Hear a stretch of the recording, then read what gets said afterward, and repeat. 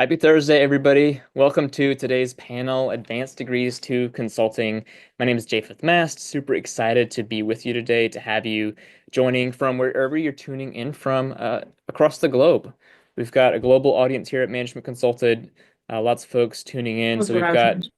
we've got Zoom here, and then we've got people who'll be joining from the podcast when we post this later. We've got LinkedIn Live, we've got YouTube Live, we've got Facebook, we've got a couple other places. So thank you for tuning in.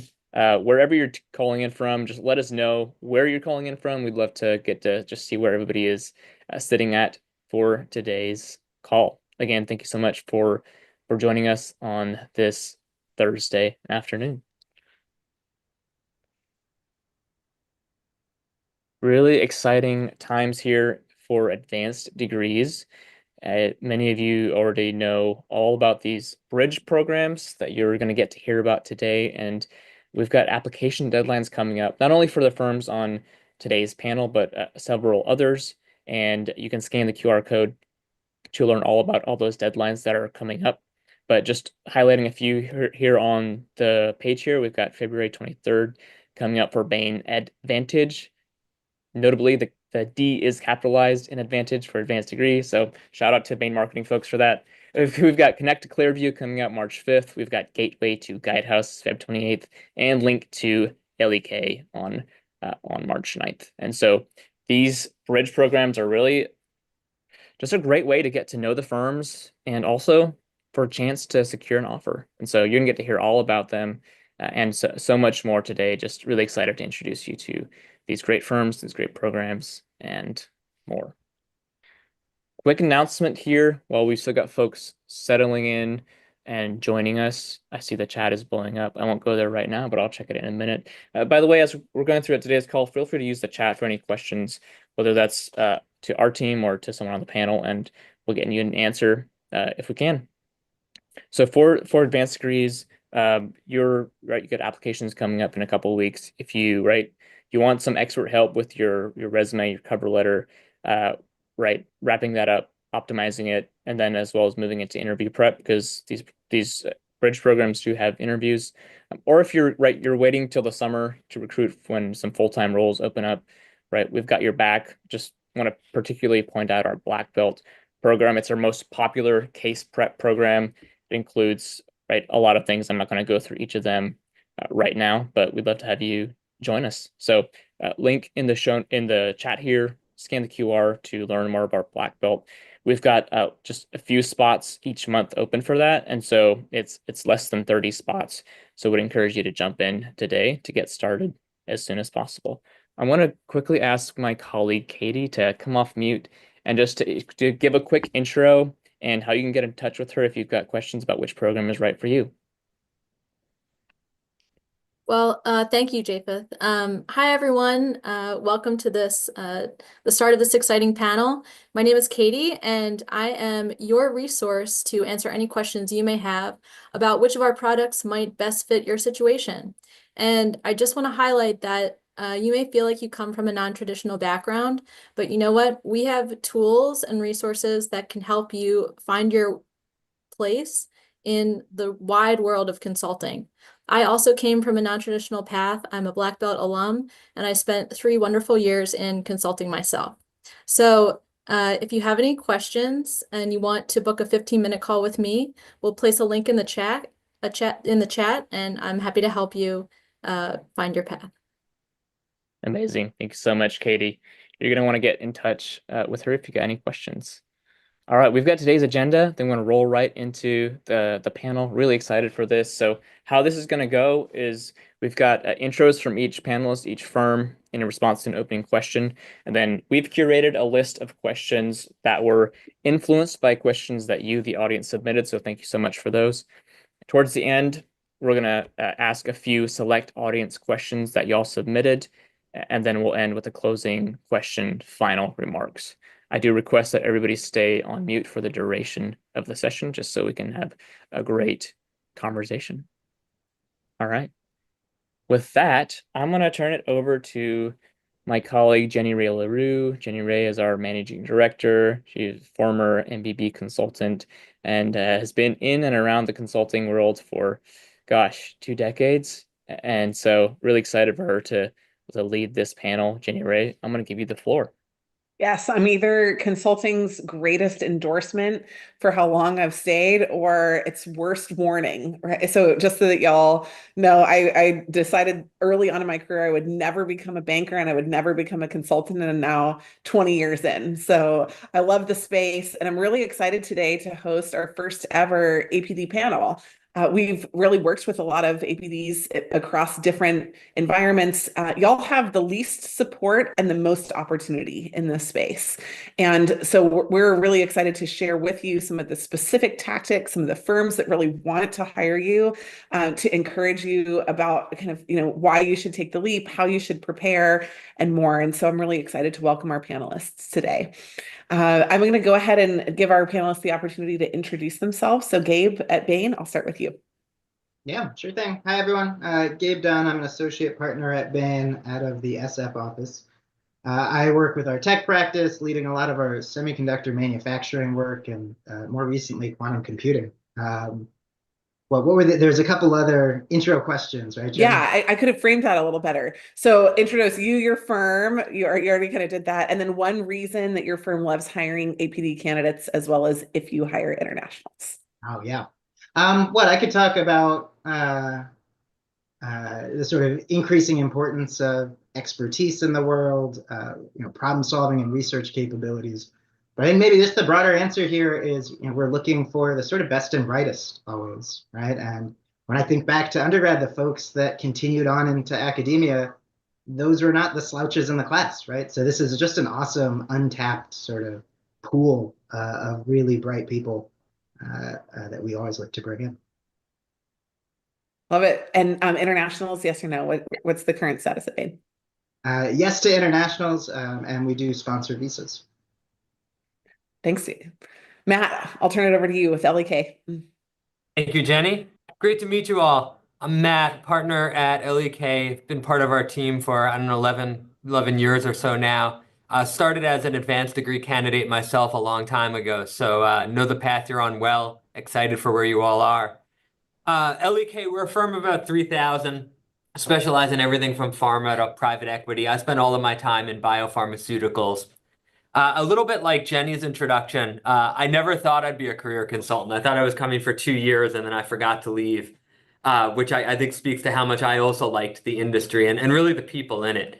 And I've found that to be true across firms, by the way. So whether it's with us or someone else on this call, you'll be in good hands. We love advanced degree candidates for the same reasons Gabe kind of just suggested. But if I had to add to the list, I'd say I found that some of the later professional training, especially on the PhD side and kind of the thesis proposal and then defense process or the equivalents in law and medicine, really kind of change how individuals think and turn them into better problem solvers. And we've had really good luck with that. We're also at a critical inflection point right now with AI, and the jury's out, but I suspect some of the folks on this call are going to be better at using some of these new tools than others, just given your technical backgrounds. And so we're really interested in that analytical capability as well. Like a lot of the others on the call, international hires are great. We do indeed hire internationally, and we'll sponsor visas as well. So please don't hesitate to reach out. Great to be in touch. Thank you, Jenny. Yeah, welcome, Matt. Glad to have you here. Alex, you're up next. Sure, yeah. Nice to meet everybody. Alex Lehrman, Managing Director with ClearView Healthcare Partners, based out in San Francisco. Similar story to some of the others. I actually started out as an oncology researcher in grad school and found my way into consulting because, I'll be honest, I like people more than mice, and it's been a great switch. Thought I would do it for a couple of years, and we're approaching a couple of decades now. But ClearView is a life sciences strategy consulting firm. So we have always, from the time of our firm's founding, hired advanced degree candidates, and they're the lifeblood of our company because we work almost exclusively in the life sciences space. So happy to be on the call. Love that you guys are out here, exploring opportunities for yourselves. We hire internationally. We sponsor visas. We know that that's a critical component of our pipeline of people that come into our firm. So excited to share more about ClearView and talk with all of you today.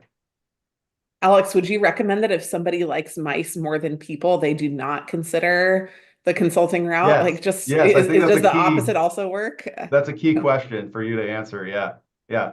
Too many late nights in the vivarium for me. Yeah. Okay, gorgeous. Well, at least we're establishing some standards and KPIs here. I like that. Last but not least, Harrison. Hi, everybody. And Alex, I'll say, yeah, liking people pretty key for consulting world. Definitely agree on that. But great to meet everybody. My name is Harrison Andes. I'm here with Guidehouse today. I appreciate everyone, including me, and certainly I think this is an awesome opportunity to get to learn more from just a wonderful group of folks, and certainly students. We hope to learn from you guys too. So like I said, I'm with Guidehouse. Guidehouse is a management consulting firm. We are based out of Tyson's Corner, which is just west of Washington, D.C. in Virginia, up to about 17,000 people now. And we really work across four main industries, which I'll talk about as we go, which are going to be healthcare, defense and security, financial services, and then something we call communities, energy, and infrastructure. Really, really fantastic practice. But certainly a lot in common with some of the firms that are here with us today.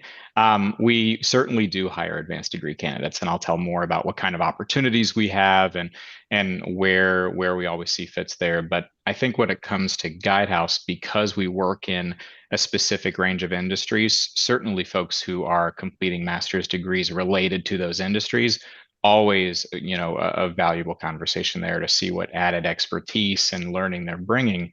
But I think the other thing that an advanced degree might bring you is that continued grind on a topic, on working in teams, on researching, on doing a lot of the work that I think really paves a path for consulting type skills, which I think we could get to as we go. So there's incredible value there when it comes to Guidehouse.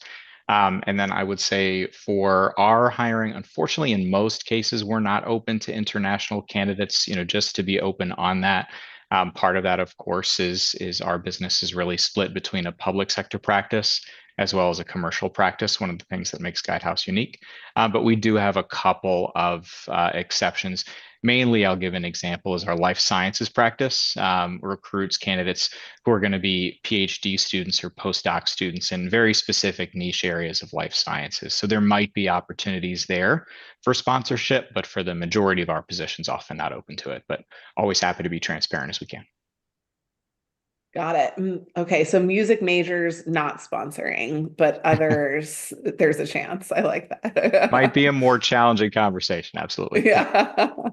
Okay, I love it. Well, thank you. Welcome to all of our panelists. We're going to dive in. We're going to pyramid principle this conversation. So the first thing we're going to talk about is what somebody should do, and then we're going to talk about all the why and all the kind of behind the scenes after that. So we're going to kick off by just talking a little bit about your bridge programs. And I'd love to kind of have each one of you share about this. Matt, I'm going to have you go first. If you can just tell us a little bit about your advanced degree bridge program, who it is for, and also maybe helpfully who it's not for. We get a lot of these questions. I need you guys to help provide some muscle for us about who you do not want to apply to these, so that you don't get these kind of out of bounds program folks trying to slip in the door, and then what they get from it. What are you providing, and also why do they apply? What are the opportunities that are behind door number A? So Matt, walk us through what it's looking like at L.E.K. Yeah, you got it, Jenny. Thank you. So I guess for the folks on the phone, the program at L.E.K is called Link to L.E.K. And it's the entry point for our advanced degree candidates looking to come and work with us in the life sciences world. So it's really all life sciences focused. We're willing to consider a range of advanced degree backgrounds there. It doesn't necessarily mean your degree has to be in biology. I've seen chemists and chemical engineers and mechanical engineers and physicists do well.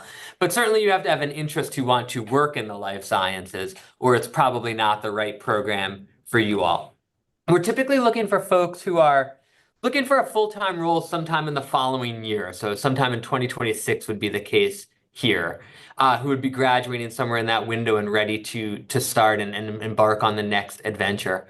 Our program will be 3 days in April. It's April 28th to the 30th this year. It's done virtually, so you could join from anywhere. And what we'll do is we'll take these candidates, we'll actually put them on teams, we'll mix in some of our folks, and we'll work through some case examples with them.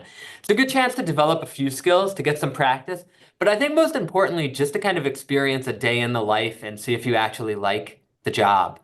A lot of the folks who have done the program have gone on to get full-time offers and been some of our more successful candidates recently. I just wrapped up a project with one woman, Sydney, who joined us 2 years ago via this program, who was just earlier today telling me about all the benefits of it and how much she appreciated it. And I appreciated it too, because she's great and did an awesome job on that project for me. So it's been a win-win for us and for candidates. Great to have you all. Amazing. Harrison, let's have Guidehouse go next. Sure, happy to chime in. So I'll talk about a couple of programs. One, which I think is certainly a great example here, potentially for a lot of candidates, and then one that might be a little bit more broad. So first thing is our Gateway to Guidehouse program. Might have a little bit in common there with L.E.K, definitely similar themes because it's also with life sciences candidates. So that's within our healthcare practice. And we are looking for students who are pursuing advanced degrees, and really a big range of them. Could be PhDs, PharmDs, MDs, MBAs, MHAs. I mean, there's a long list that you guys will see if you check out the job posting. And they are students who are going to be graduating anywhere between fall of 25 all the way through summer of 2026. So really an opportunity to help those candidates who are looking for that future full-time role after the completion of their degree. It's a fantastic program we introduced a couple of years ago. So what we do is we invite a select group Wait, is this to New of, York or? Yeah. oh, sorry. We'll mute that. Don't worry. Roll No, on, that's okay. Harrison. That's okay. Learning a little bit about New York, it sounded like. But I think that we invite students who are selected out of applications to come to our Chicago office, an office I used to work out of. It's a great place to be for what's a 3-day program where they're going to have so many opportunities to really get to know our culture, get to know Guidehouse. There's certainly case simulations and day in the life exercises, and we really help, I think, put those students and potential future candidates to work exploring what it's like to be a consultant in life sciences, what it's like to be a consultant in life sciences at Guidehouse. And certainly our aim at the end of that program is for the students who participate to absolutely not just have a first round interview, but a final round interview as well for future full-time opportunities once that's over. I know in our first year, I think it was 9 students that we hired through that program, and it's normally a smaller cohort, so it's really intimate. We try to make sure it's a great experience with that group. So it's been incredibly successful for us. So I would say that's our big highlight for life sciences. So if you're someone who's graduating within that timeline, applications are open through the end of February, so definitely check that out, where we'll be selecting candidates soon afterwards. And then just to highlight more broadly, so we are recruiting for, I'm managing the campus recruiting team, so we recruit both interns and full-time hires across the organization for a number of different roles. So anything that we have on our website that's listed as Campus 2025, if you look at the requirements, you'll see what roles might be more open to graduate students. I would say about a third of our internships and full-time roles are available for students really pursuing a huge range of graduate degrees, all across from MBAs to masters in public policies to science backgrounds. So certainly really figuring out if that role is right for you. If you're an intern candidate, our internship is a 10-week program over the course of the summer for someone who has graduation a full year away. And we have a great history of converting our interns into future full-time hires. So we really want to showcase that opportunity at Guidehouse, really help you feel a part of our culture over the course of the summer, and bring in a great group of those candidates in the future. So that includes both undergrads and grad students, and a lot of special mentorship and connection with folks who we call people managers, and really guidance along the way for interns at all levels. Amazing. Thanks, Harrison. Exciting opportunities. One of the things that we talk about a lot of the time are that there are more opportunities than y'all recognize. I think you just illuminated that. So thanks for sharing. Gabe, I'll have you go next for Bain. Yeah, sure thing. Bain's is called Advantage, that AD capitalized, as someone pointed out, great marketing. Who it's for it's pretty broad, right? And so it's PhDs, postdocs, JDs, MDs, and we don't care what you're studying, right? And so from physics to Russian literature, again, we're looking for smart people. In terms of who it's not for, I mean, I would say, I suppose MBAs, and then if you've been out of academia for 3 years or more, I think you'd be coming in more as an industry hire. So that would be a bit different. The Advantage program is a little distinct, and I have a pretty big soft spot for it. I did Advantage in 2016, which was the first year it was ever offered. I think I was one of 4 people in the initial Advantage class. The way it's structured differently is it's really meant to be a mini internship, right? And so you show up, it's 1 week long, you're compensated for it. You get an email address, you're staffed to a team, and you're doing actual consulting work. So I haven't seen anything better at just getting an idea of what does a day in the job actually look like. I always dread that question whenever anyone asks it, because it's really tough to sort of sum up. I mean, that was true in grad school also, was saying what does a day of research look like? Is like I can either make it so fuzzy that it's inspiring, but not really helpful, or I can make it so nitty gritty that it sounds real boring. And so just getting your sleeves rolled up and doing it for a week is amazing. It's a really high conversion rate. So it's a smaller class and a little bit of a tougher bridge program to get into. But I would say often about half of, if not more, of the participants end up getting full-time offers at the end of it. Dave, I remember an early conversation with one of the Bain recruiters at the genesis of the program, and they were like, "These PhDs are so interesting. They're thrilled we're paying them. We don't have this experience with our MBAs." And she was like, they thought they would just come work for free for a week, and we thought, well, maybe we made a mistake in the way we designed the program. But it was really funny talking about the genesis of the program at the beginning. Well, I was even less thrilled about the money and more thrilled about the name tag. I thought that was really touching, was getting a sort of, it was like my first day at the office. There you go. Amazing. Yeah, thanks for sharing. Okay, awesome. Alex, share with us a little bit about the ClearView experience. Sure, yeah. So our program, Connect to ClearView, has been going on, I think, since 2010. So we've been doing it for a very long time. It's one of our primary ways that we get advanced degree candidates into our pipeline. We focus a lot on science PhD students. We have separate internship opportunities for MBAs and so forth. It's an in-person program, runs over the course of 3 days.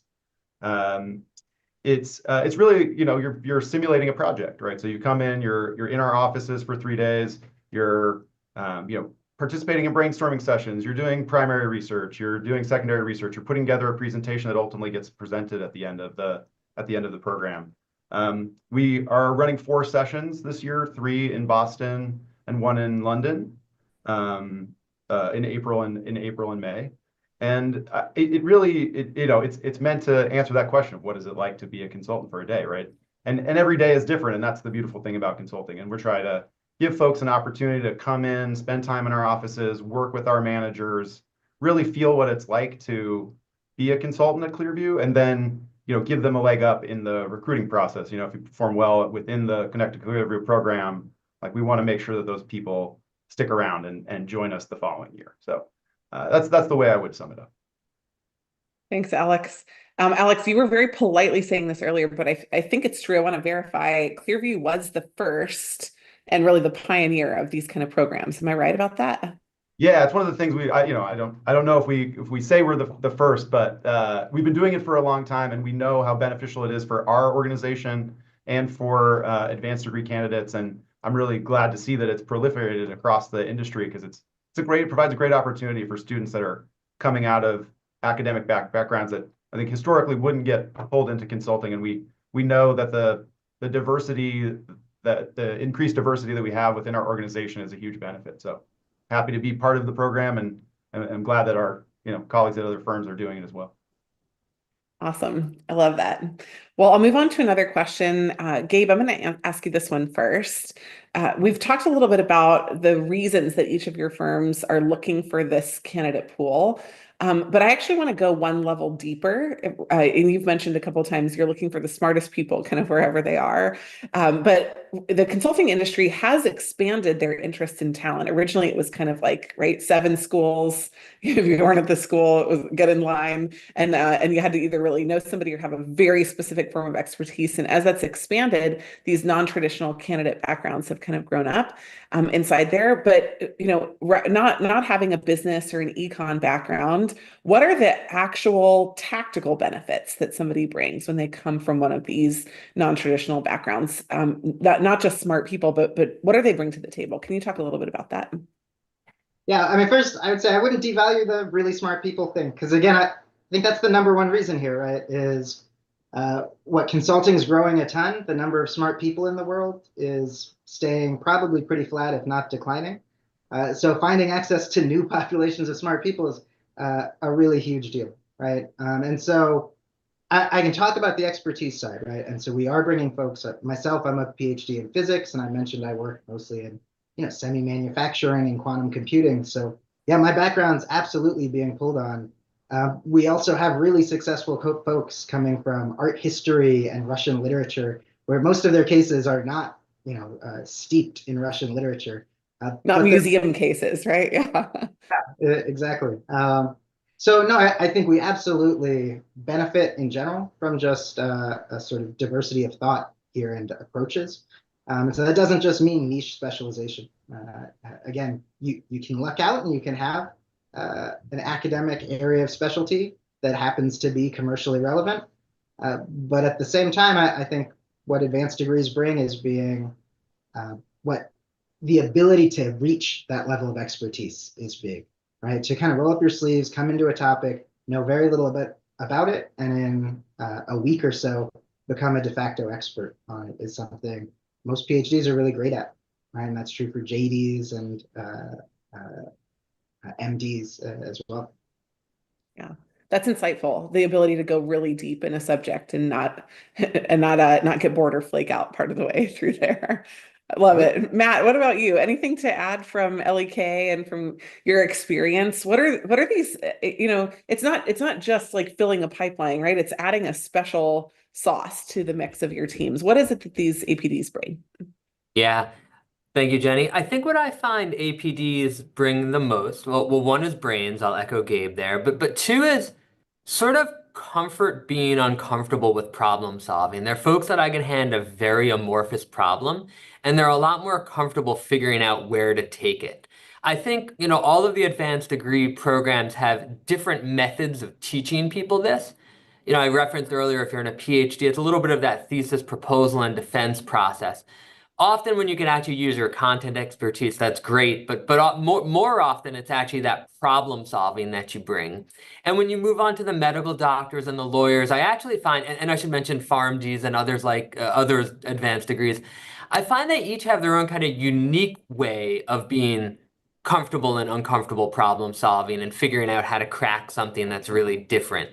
And that differs a lot from what we see from the traditional business strategists and the types of opportunities and experience they bring. So I think it's really that piece there that we find most valuable in our advanced degree candidates. I'll add there's probably something on the analytical rigor side as well, where they're a little more thorough in general, but that's probably a lower hanging fruit to me, a less important piece than that comfort part. I will say too, the world is becoming increasingly specialized, and so having relevant folks on the team who know all these different pockets has been really useful to us too, whether it's immunology or oncology or whatnot. Love it. Awesome. The next question is about what your firm does with these folks. Let's say, right, Gabe's mentioned you might have an art history major, and I love that. I use religious studies as the example of somebody in my incoming class at Bain as one of the top performers who was there that didn't come from a traditional background. But obviously, if somebody doesn't come in with any business knowledge, you have to skill them up somehow. So maybe Alex, I'll kind of kick you off with this one. How does ClearView skill up people in the business side so that you can apply their analytical framework to these business problems? Yeah. So, I mean, as I mentioned earlier, right, like our whole business is life sciences focused. And so we feel like it's much easier to teach smart science-oriented people business skills rather than the other way around. So like that's, why we are so focused on advanced degree hiring. But we have a very in-depth training program, right? So people come in and they spend the first 6 weeks of time at ClearView just getting trained, running through different types of projects. We even have them run a month-long simulated project to really have that experience of, well, what it's like to run a project in an environment where it's, more acceptable to make mistakes and learn from them. And so giving people that opportunity to come in, spend a month and a half training, learning from others, making mistakes, building skills. That's really the approach that we take, right? We have, a very in-depth, kind of well-organized training program at the start of your time. And then as you progress, let's say 6 months into a year, right, there are different kind of immersion programs that people come, get everybody of a certain cohort together in New York or Boston and have them build on what they learned in that first kind of 6-week training window. So we recognize that, when we're hiring smart people that have never done consulting before, we have to teach them how to do consulting, but we feel like bringing in those advanced degree candidates, they're way further along the learning curve than other folks. And so, again, it's why I'm here today and why we've been focusing on bringing in these types of candidates for a long time. I love it. Harrison, what about you? How do y'all support people in the other skills that they don't bring in with them? Yeah, no, it's a great question, and it's something I often reflect on and think that I feel grateful that I'm at a consulting firm, mainly because, and it's a big adage in our world, but our people really are the difference, right? Our business is based on people working with clients, and I'm in recruiting, so I help bring in a number of those people along with my team. But our people are really out there, not only selling work, but of course supporting clients, making a huge impact on really exciting things that you guys could read about in the news. Some things that are sensitive where we can't speak on them, which is also really exciting to see, I think, in the consulting world at the same time. But I think in ways that we support folks with non-traditional backgrounds is there's a few different things that I think are hugely important when it comes to both working in consulting, but also working at Guidehouse. One of the things that's really important is that when we are hiring folks, we really, really prioritize a lot of on-the-job learning. So our aim, whether you are an intern, whether you're joining us as a full-time hire after school's over, is to ideally have you get started and then have you get started on a project pretty quickly. So there's a big, big emphasis on giving you, of course, the ability to be in the room, hear in conversations, put those skills to the test right away. And we know candidates are going to come in and not going to be perfect, right? We know people are going to make mistakes. They should have the freedom to do that.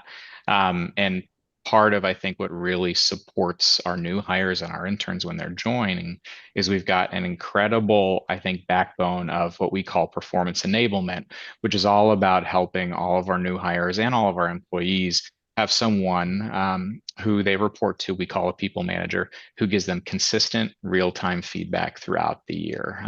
Our entire culture internally is collaboration. It's built on that as a huge tenet of the work that we provide and how we all interact with each other. So, regardless of the level that you're at, regardless of if you complete a degree with 1 year of experience or 10, you're getting the chance to work with people who have open doors, who want you to understand how you're doing in the moment and not in 10 months when you wish you could have fixed that one thing you did wrong a couple months ago.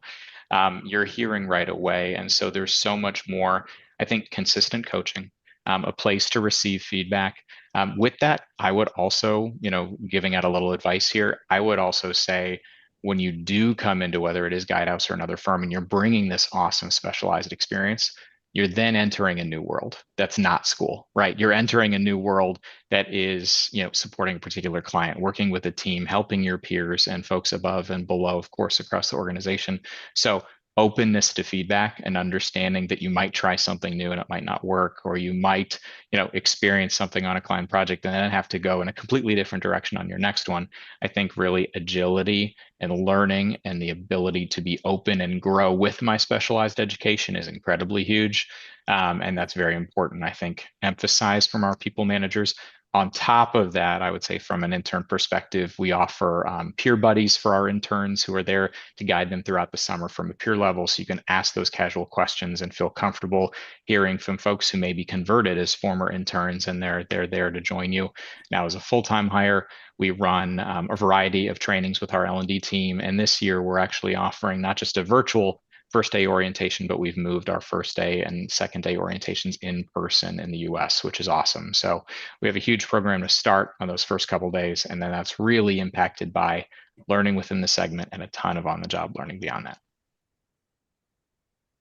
Stunning. Thank you. Good. Next question is just probably a shorter one, but ClearView, I'm going to have you go first for this one.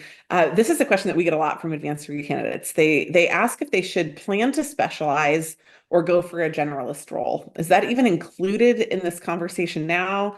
And if it is included, what would you recommend?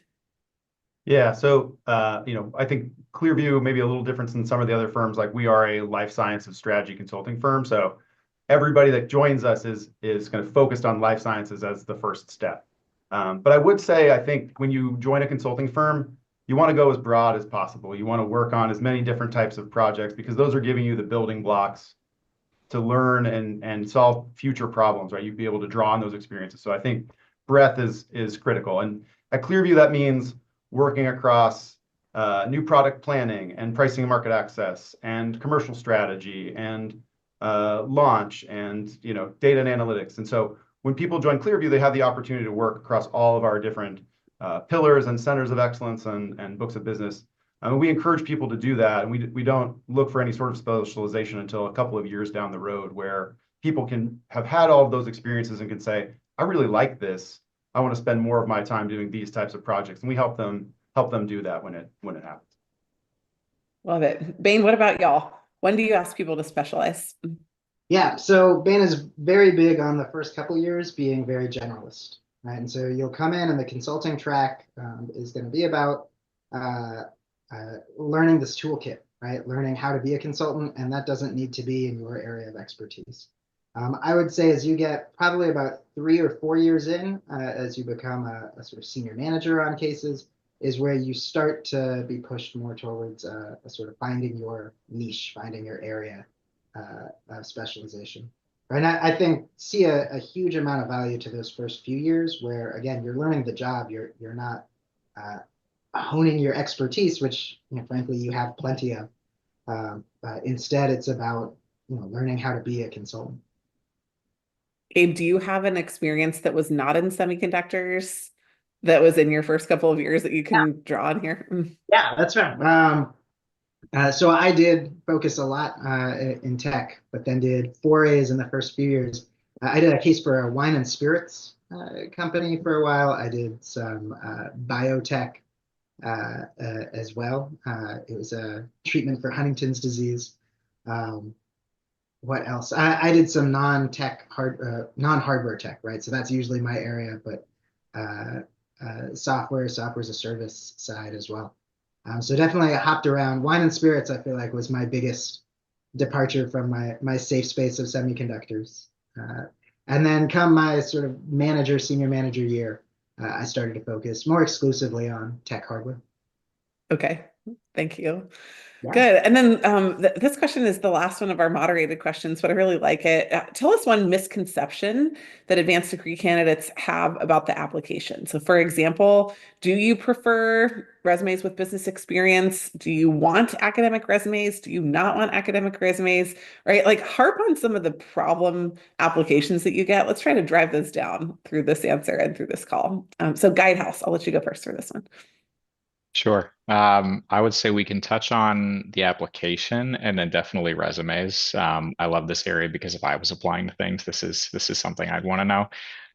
So I would say when it comes to the application and really the interview process, application for a lot of roles at Guidehouse is the same. So we really follow a similar template, which you guys will all see when you apply.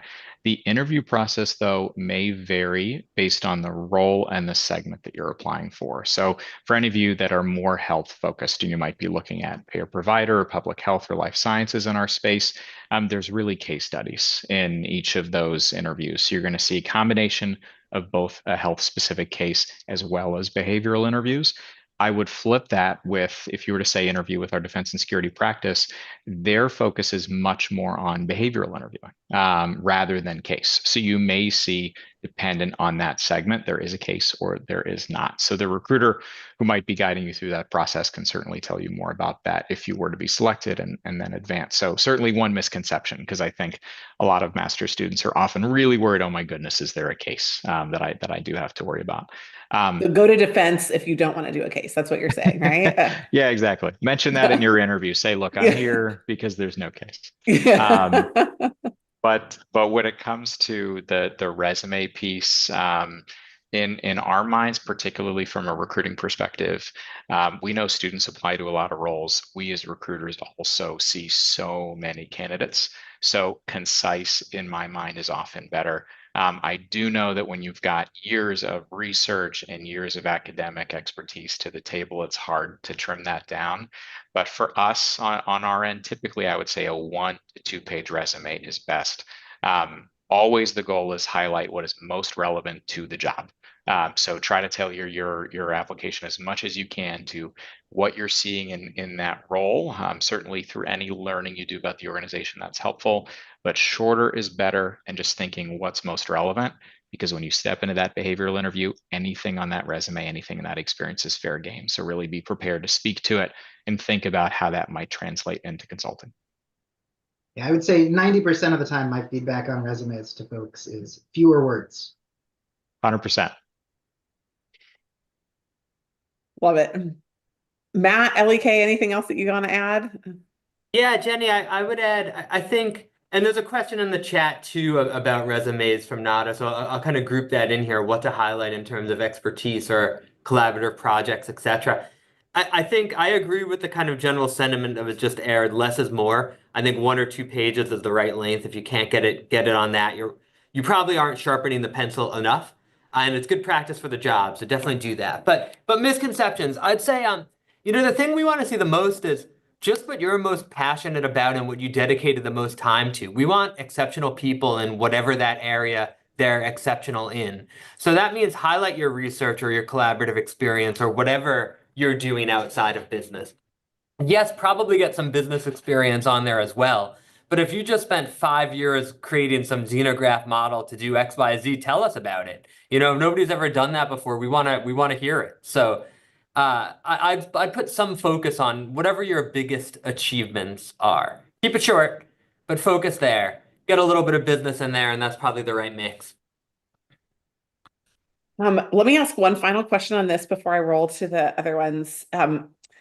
Who's the audience? Is it a business audience that doesn't know expertise, or is it an expert audience?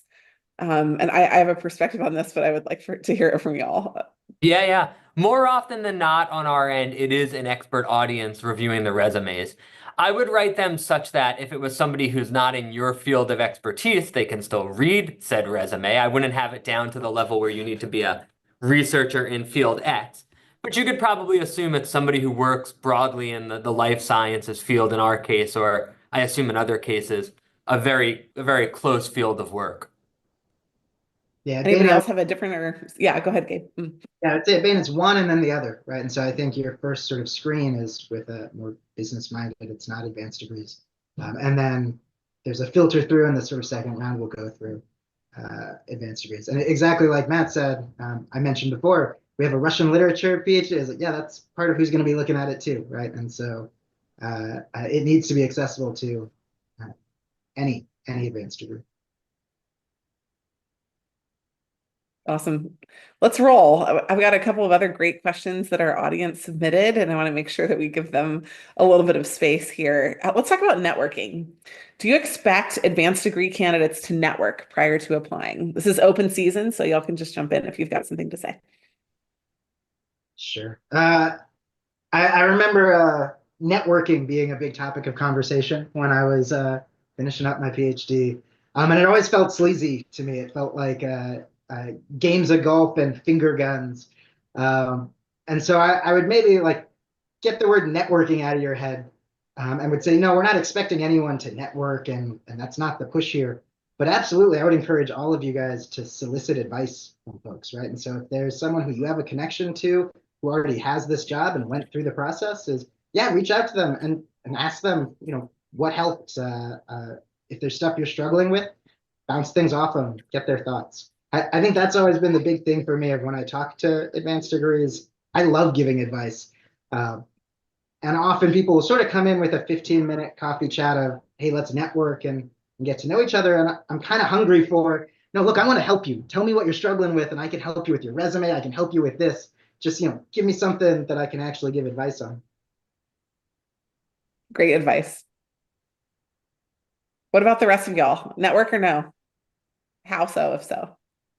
Yeah, I mean, I would say definitely, right? Like, but I think, yeah, it's not a bad word. It's just an opportunity to learn, right? And it's opportunity for the people that you're talking to learn, and the opportunity for you to learn. Not a requirement. I don't think you have to do X amount of coffee chats or, spend X amount of time networking to be successful. But, people want to know that you're interested in what it is that the firm does, and you're actively trying to learn more. And, there are lots of different types of consultancies, and even in my world of life science and consulting, like there are lots of firms that do sort of different things, and unless you go and talk to the people, it's hard to understand specifically what the job will be. And so it's hugely to your benefit to reach out and connect with others in the spaces that you're interested in. The question has a little bit of similarity with the resume length question to me, in the sense that if you don't want to sharpen your pencil enough to get it down to a 1 or 2 page resume, maybe you're not really going to have a great time in the job where we write really concisely. If you're not going to enjoy networking, maybe it's going to be a tough kind of people-oriented job for you. So very much echo my colleagues there. I don't think there's any expectation on networking, but I'd certainly get comfortable doing it. It's only going to benefit you. Yeah, and I'll echo a couple of points. I think, one of the things, there's a lot of conversation in the media these days about being authentic, right? I think that's been something that a lot of people reflect on and think about, because is recruiting and in this case networking, how authentic can that be? Can I really be myself in these conversations? Because my goal might be find a job, but the person on the other side of that table may or may not have the ability to help you with that. But what can they help you do, is, as especially Gabe and Alex hit on, is they can help you learn. And you're going to get something from those conversations. So I think certainly seeking out advice, seeking out guidance is incredibly valuable. If it helps net you more conversations that give you more information, I think you're only going to, kind of to Matt's point too, you're going to continue vetting out, do I really like this line of work? Is this something I could see myself doing? Can I put myself in their shoes and go, yeah, this is where I want to be? So of course it can lead to great opportunities and really greatly timed conversations. But the biggest thing it's going to give you is experience and knowledge that you can then kind of decide what to do with. Well, most of you mentioned advice in some form, so I'm going to ask for some from you now. One of our audience submitted questions I love, it was, what is the biggest change we need to make from how we think in academia when we move into consulting? What do we have to leave at the door?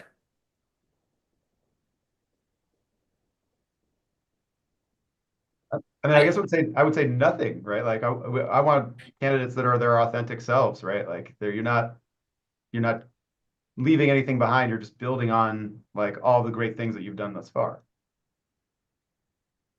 I think the evolution as you kind of move in will be getting comfortable going 80% of the depth to the answer versus perhaps running 100 mouse trial to learn something new.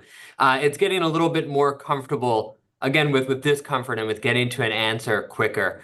I don't know that I would leave the rigor at the door necessarily, but I would certainly get comfortable with a different level of it as you move into quicker projects, quicker timelines, etc.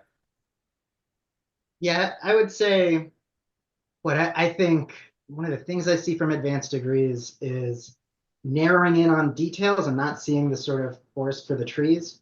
And I think part of that is academia has sort of trained you for the exception and trained you for the, valuing the complexity, right? And so often for candidates during interviews, I'll even see folks sort of point out this really narrow exception, but miss the really big thing over here, right? You would be talking about how can we increase revenues? And they'll go really in depth on, oh, there's this niche area of research that could explode in a decade.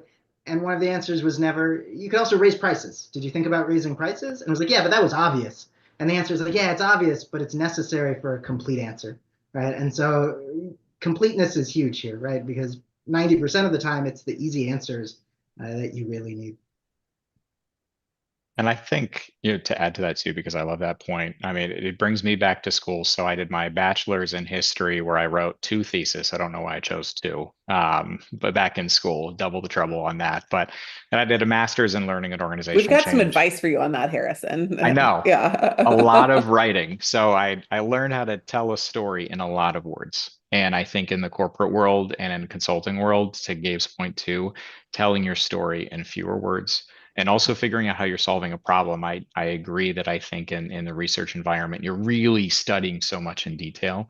But in the consulting space, I'm seeing so many of my peers understand what is the unsaid thing that the client might need help with? What are the other opportunities you might find while supporting an engagement? Or if you notice the team going down one direction that might not be valuable, again, widen your scope and think about, are there challenges? Are there anything I need to kind of raise a flag about that we should be aware of? So it definitely is expanding that scope, seeing just beyond that kind of area of niche so that you can really support both your team and the client.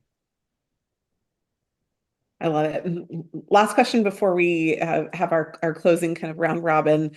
There are, of course, probably some listeners here today who are at a different stage in their career rather than 1 year out from one of these kind of job opportunities. So if they're either much earlier in their kind of academic career, what would you recommend that they do? And if they're later, if they've left academia or if they've done something different, how do they approach the possibilities with a firm like yours?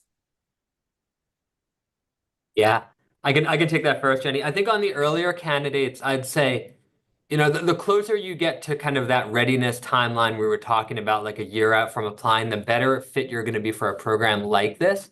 In the time being, I'd be getting comfortable with a few things. If I was still 3 years out, one, doing exceptional research and finishing up my PhD well, or whatever the equivalent is in your advanced degree.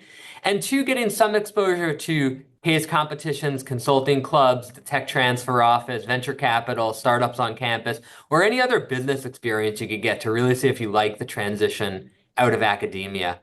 And then on the more advanced candidates, I'd say just like the industry has been hiring advanced degree candidates and a broader pool of candidates for a long time, I'm also finding experienced hires are getting recruited more and more by certainly our firm, and I suspect most of the others on the line. So I keep your eyes out for other opportunities with all of us. I can't really think of looking at the logos, anyone on this call who I haven't seen hire advanced degree candidates later in their career for other roles, etc. It may not be a fit on the Link program, the Connect program, etc. But it will be, there are fits in other avenues. So I definitely wouldn't close the door. I just might look at different ones. Yeah, I would say if you're, a few years early, good for you, getting an early start. And absolutely what Matt said about getting experience outside of academia is huge. And at least at Berkeley, there were tons of opportunities that I had no idea even existed until I was really looking for them.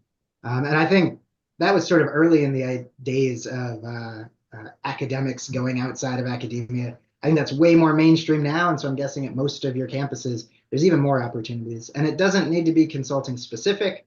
That can be great. But to Matt's point, VCs, tech transfer, that kind of stuff. Things you can do with the MBA program at your school as well. They love partnering with scientists, JDs, MDs. Get those under your belt. It makes your resume really stand out. Love it.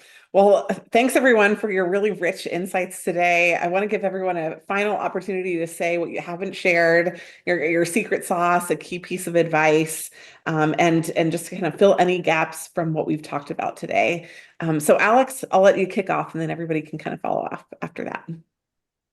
Yeah, I mean, I think if you're here today, like listening to this presentation, you probably have the right intent, but I would say pursue it, right?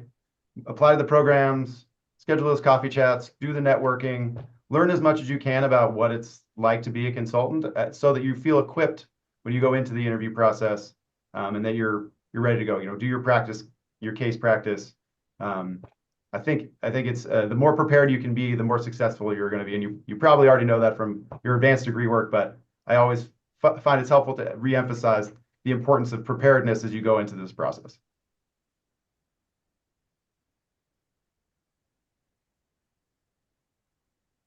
Closing thoughts from me, guys. I would add for the group, you're at a really exciting point in your career right now. You are all way ahead of where I was when I was at your stage. I had no idea what consulting was or what I was getting myself into. Uh, Keep exploring, keep looking at all the opportunities. There's only so many moments in life like this where you have an opportunity to pick from a lot of different paths. If you're on this call, my guess is you're looking at a lot of good ones.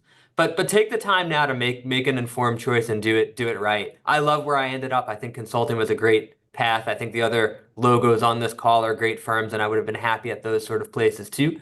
But make sure it's the right fit for you if it really is consulting, or if not, that you get it right now. It's a great time to kind of steer correctly. And I'll add on top of that, Matt. I think one of the things to really echo and kind of drive forward here is, along with just how cool an opportunity this is. It's a stressful one, but at the same time, it is hopefully one that will really lead you in a great direction. Is openness to what your future could be, openness to what your next project is. So in the consulting world, it's quite possible that when you interview with us or with any of these other companies, our teams might even have a project in mind for you. We might be thinking, my goodness, they've got the best skill set. I can't wait to put them on this one project when they start after graduation. And what if that project changes? What if it moves 6 months? What if there's a guideline that changes and all of a sudden we're planning for your onboarding and we want to give you great experience? So in that case, we're going to try to think, what other projects can they work on? Where can we use their skill sets? How can they still have impact? Our company is going to be thinking that way. So if you come to your organization wherever you land with that same mindset, I can't wait to have an impact. Okay, this changed. Now I need to learn a little bit.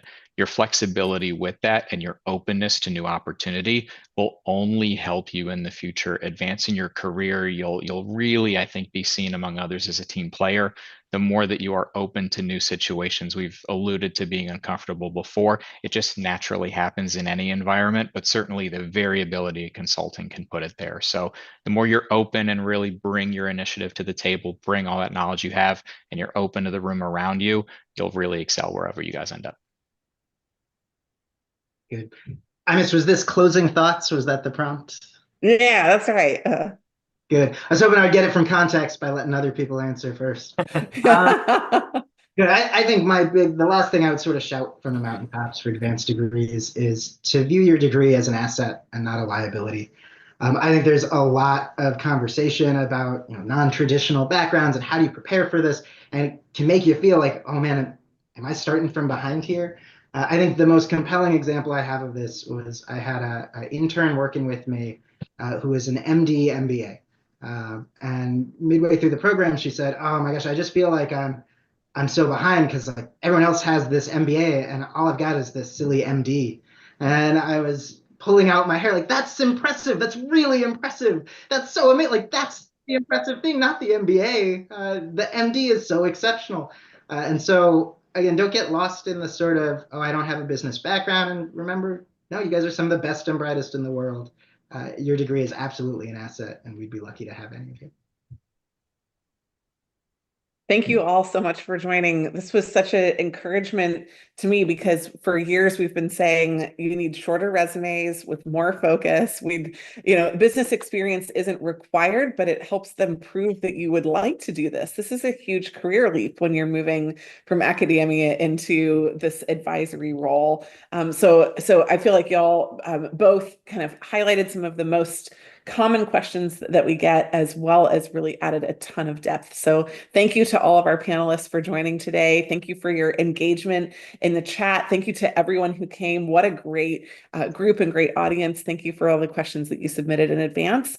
We are here to support you. Katie has her link in the chat. She went into BCG in the Middle East. It wasn't kind of the direct line. It was a very interesting pathway for her alone. And we're really excited to encourage you to figure out if this is a fit for you. So congratulations for showing up. You're putting in the work and we're looking forward to helping you take it all the way. Thank you, everyone.